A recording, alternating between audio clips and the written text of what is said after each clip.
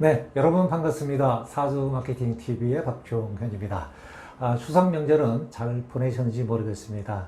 오늘이 10월 5일 월요일이니까 아마 모든 일상은 오늘부터 본격적으로 10월이 시작되지 않을까 이렇게 생각이 듭니다. 오늘의 주제는 제가 여러 번 방송을 통해서 말씀을 드렸습니다만 자소서 잘 쓰는 핵심 요령 다시 한번 짚어드릴까 합니다. 저는 지난 추석 연휴 기간 동안에 10월에 예정되어 있는 각 기관이나 또는 각 기업별로 채용이 지금 예정되어 있습니다. 신입사원들이 반드시 거쳐야 될 과정이 뭐죠? 바로 서류 전형 또는 일명 자소서 평가 과정을 거쳐야만이 우리가 이제 필기 시험에 이제 응시할 수가 있는데요. 바로 그 자소서 평가를 하느라고 제가 추석 명절을 다 보냈습니다. 그래서 오늘 이 시간에는 그 자소서 평가를 통해서 여러분들에게 꼭 짚어줘야 될 내용을 다시 한번 말씀을 드리고자 합니다. 어떤 사람이 반드시 자소서에서 탈락이 되고 어떤 사람이 반드시 자소서가 통과돼서 그 다음 단계인 필기시험에 응시할 수 있는지 다시 한번 짚어드릴까 합니다. 그래서 취준생 여러분께서는 오늘의 제 방송을 보시고 다시 한번 본인이 쓴 자소서 리뷰할 수 있는 그런 기회가 되기를 바라겠습니다. 그 채용의 이제 단계를 제가 다시 한번 정리를 해드리면요. 제일 먼저 이제 서류 전형, 즉 자소서 평가가 시작이 됩니다. 그리고 이제 2단계 자소서가 통과된 취준생에 한해서 필기 시험이 들어가고요. 그리고 필기 시험이 통과가 된 사람에서 일부 기관별로 AI 역량 검사가 들어가기도 하고 바로 1차 면접에 들어갑니다. 그래서 1차 면접은 보통 이제 부장급 또 실무팀장급 중심으로 보는 면접이다. 이렇게 보시고요. 공공기관에서는 바로 이 단계에서 외부 전문 면접위원이 투입이 됩니다. 그래서 외부 위원 그리고 내부 위원이 5대5 이렇게 비율로 해서 이제 면접이 들어가고요. 그리고 이제 그 다음 단계 1단계 면접이 통과된 분에 한해서 바로 이제 최종 면접인 이제 임원진 또 이제 경영진 이제 면접이 시작되고 이제 마지막으로 건강검진 이런 과정을 통해서 이제 최종 이제 당락이 결정이 할 수 있을 것 같습니다. 자, 제가 이번에 이제 추석 연휴 기간에 약 2,000건이 넘는 자소서 평가를 했습니다만은 굉장히 좀 안타까운 상황이 좀 많이 발생이 됐습니다. 그래서 오늘은 바로 떨어질 수밖에 없는 자소서 그리고 떨어지는 것도 아니고 붙는 것도 아니고 어정쩡한 자소서 유형 그리고 마지막으로 이런 자소서는 반드시 통과될 수밖에 없는 그런 유형의 자소서 이렇게 세 단계로 나눠서 말씀을 드리도록 하겠습니다. 자, 그럼 바로 본론으로 들어가겠습니다. 그러면 어떤 자소서를 쓰신 분들이 반드시 떨어지느냐, 즉 탈락이 되느냐라고 하는 건데요. 제일 먼저 여러분들이 눈여겨봐야 될 게 뭐냐면은 A라는 회사를 지원했는데 왜 B나 C나 D라는 회사나 기관명이 들어가 있냐라고 하는 것입니다. 자, 그러면 우리가 이제 해당 항목에 대해서는 이제 번외 평가, 다시 말해서 A, B, C 이렇게 평가를 한다면은 이런 경우에는 바로 A, B, C 그리고 E라고 하는 그런 평가 항목으로 하게 되어 있습니다. 그렇다면은 A, B, C 중에서 번외 평가를 받는 사람은 반드시 탈락이다라고 하는 것을 여러분께 강조를 드리겠습니다. 자, 우리가 그 자소서라고 하는 것은 상당 기간이 주어진 상태에서 등록 내지는 입력의 이제 과정을 거치는데 타 회사가 들어갔다는 얘기는 결국은 한 자소서를 만들어 놓고 그때그때마다 응병식으로 이제 회사명을 좀 바꿔놓는다든가 또는 약간의 수정을 거쳐서 이제 등록을 하는 건데 완벽하지 못한 품질 관리로 인해서 본의 아니게 타 회사나 또는 타 기관명이 들어가 있는 것은 100% 탈락이다. 이렇게 말씀을 좀 드리고 싶습니다.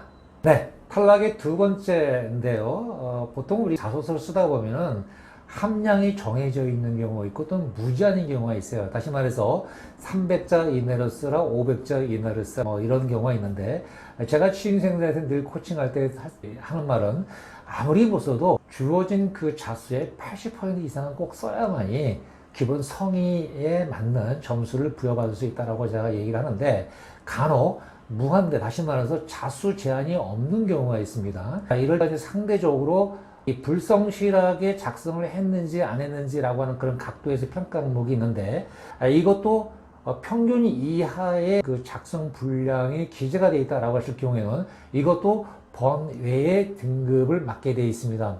다시 말해서 A, B, C 중에서 C등급마저도 서류전형 통과하기가 극히 힘든데 C등급도 아니고 번외의 평가를 받는다라고 하실 경우에는 완벽하게 탈락이다 이렇게 얘기할 수가 있는데 이런 자소서가 의외로 많이 보인다는 것이죠. 그래서 이런 굉장히 주의를 요한다 라고 하는 것으로 제가 다시 한번 말씀을 드리겠습니다.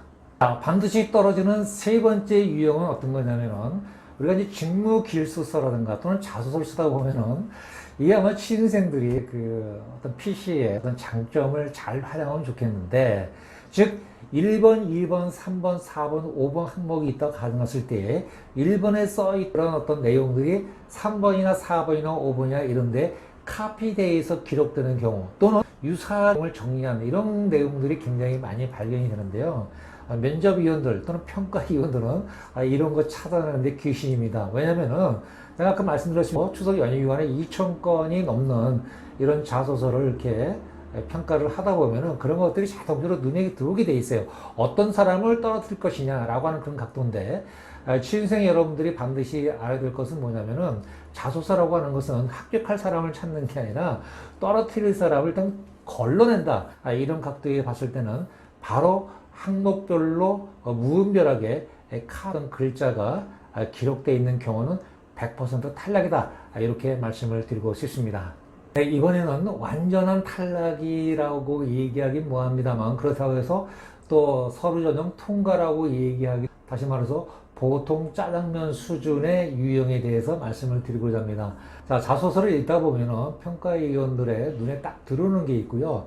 또 읽다 보면 굉장히 지루해서 도대체 얘기하려고 하는 것이 무엇인지 긴가민가한 경우가 거의 상당수라고 해도 과언이 아닐 것 같습니다. 제가 이제 많은 취준생들에게 자소서를 코칭할 때에 우회적인 어떤 그런 메시지는 쓰지 말아라고 얘기를 합니다. 짧은 그 내용을 면접위원 또는 평가위원들에게 임팩트 있게 다가쓰기 위해서는 즉 가급적이면 직설화법을 쓰도록 얘기를 합니다. 자, 직설화법이라고 하는 것은 무엇이냐면 일단 이제 최종 요약도 다시 한번 정리해서 말씀드리겠습니다만은 질문은 답이 있다고 얘기를 많이 하는데 질문에 있는 키워드가 많을수록 즉 평가에 도움이 된다라고 하는 것을 제가 강조하고 싶은데 전혀 관계없이 우회적인 화법을 씀으로써 도대체 얘기하고자 하는 것이 무엇인지 전달하고자 하는 메시지가 무엇인지 긴가민가한 이런 자소서는 절대로 좋은 점수를 받을 수도 없지만은 그렇다고 나쁜 점수가 아닌 A, B, C라고 얘기하면 C등급 정도 수준 이 정도면 이제 자소서 통과되기가 불가능할 수 있는 이런 점수를 받는 경우가 굉장히 많다라고 하는 것을 제가 다시 한번 강조드리겠습니다. 네, 마지막으로 100% 통과하는 자소서는 어떤 유형일까? 제가 가령 이런 질문을 한번 드려보겠습니다. 본 직무에 지원한 동기가 무엇이고 또 이 직무를 잘 수행하기 위해서는 어떤 역량이 필요하고 그리고 지금까지 취준생은 이 역량을 유지 발전시키기 위해서 어떤 준비를 해왔느냐라는 질문이 있다고 가정을 해보겠습니다. 좋은 점수를 받지 못하는 취준생들의 상당수 자소서는 그냥 뭉뚱그려서 얘기를 합니다. 다시 말해서 질문에 제가 답이 있다고 여러 번 강조를 드리고 있습니다만은 질문에 나온 키워드가 뭐죠? 지원 동기, 그 다음에 필요 역량, 그리고 그 역량을 유지 발전시키기 위해서 해온 일들 이런 것들이 주요 키워드임에도 불구하고 그런 내용들은 거의 발견이 안 되고 자기만의 스타일로 문장을 작성하는 경우는 거의 C등급 아니면은 또는 뭐 평가위원별로 약간 차이가 있겠으면은 통과되기 어려운 정도의 점수를 받을 수밖에 없다 이렇게 말씀드릴 수 있는데 진짜 잘 쓰는 그런 자소서는 어떻게 쓰냐면은 남바링 1 본 직무에 지원한 동기 서브 타이틀 탁 나갑니다. 그리고 그 밑에다가 지원 동기를 씁니다.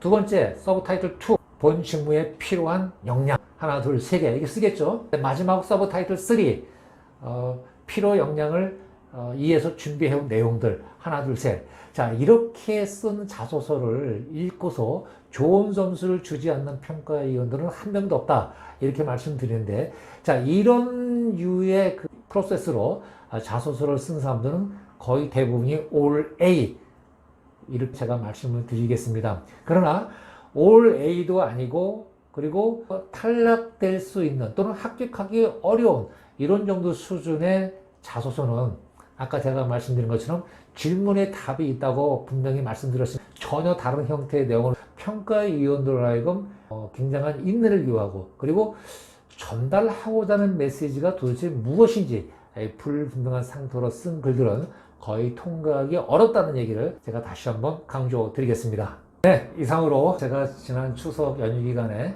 2,000건이 넘는 자소서를 평가를 하면서 반드시 떨어질 수밖에 없는 자소서, 그리고 떨어지는 것도 아니고 또 합격하는 것도 아닌 어정쩡한 형태의 자소서, 그리고 반드시 통과될 수밖에 없는 자소서는 이런 것이다 라고 하는 것에 대해서 말씀을 드렸습니다. 제 영상에 조금이라도 도움이 되셨다면 좋아요, 구독은 저에겐 큰 힘이 되겠습니다. 네, 지금까지 사주 마케팅 TV의 박종현이었습니다. 여러분 고맙습니다.